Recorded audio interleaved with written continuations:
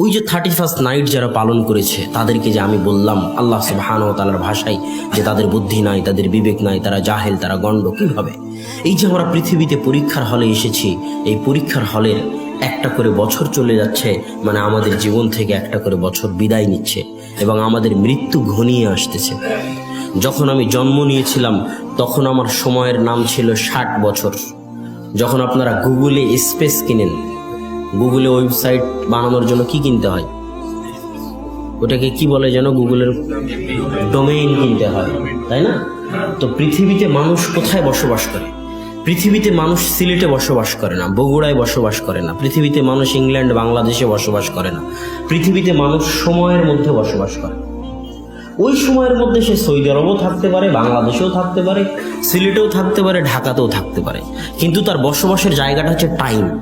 পৃথিবী যেই দিন শুরু হয়েছে সেই টাইম থেকে নিয়ে আজ পর্যন্ত এই টাইমের মাঝামাঝিতে আল্লাহ টাইম দিয়ে মানুষকে পাঠিয়েছে।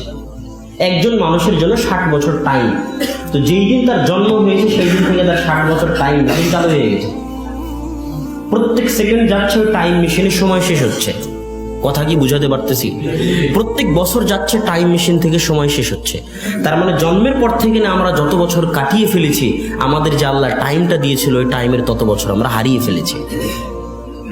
তো পরীক্ষার হলে বসে থাকা একটা বাচ্চা যখন 3 ঘন্টার সময় 1 ঘন্টা হারিয়ে যায়, 2 ঘন্টা হারিয়ে যায়, তখন কি সে আনন্দ উল্লাস করে? যদি পরীক্ষার হলে বসে, এই যে 2রা ফেব্রুয়ারি 3রা ফেব্রুয়ারি থেকে পরীক্ষা হবে, পরীক্ষার হলে বসে সময় শেষ হওয়া দেখে কোনো বাচ্চা, কোনো স্টুডেন্ট যদি আনন্দ করে, তাকে আপনি পাগল বলবেন না? বলবেন না? অবশ্যই পাগল বলবেন।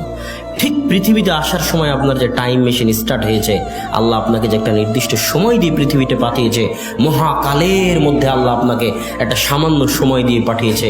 এই সময় শেষ হয়ে যাচ্ছে, নতুন বছর আসতেছে, এই সময় শেষ হওয়া নিয়ে যদি আপনি আনন্দ করেন 31st নাইটে, তো আপনি যদি মূর্খ না হন তাহলে কে মূর্খ?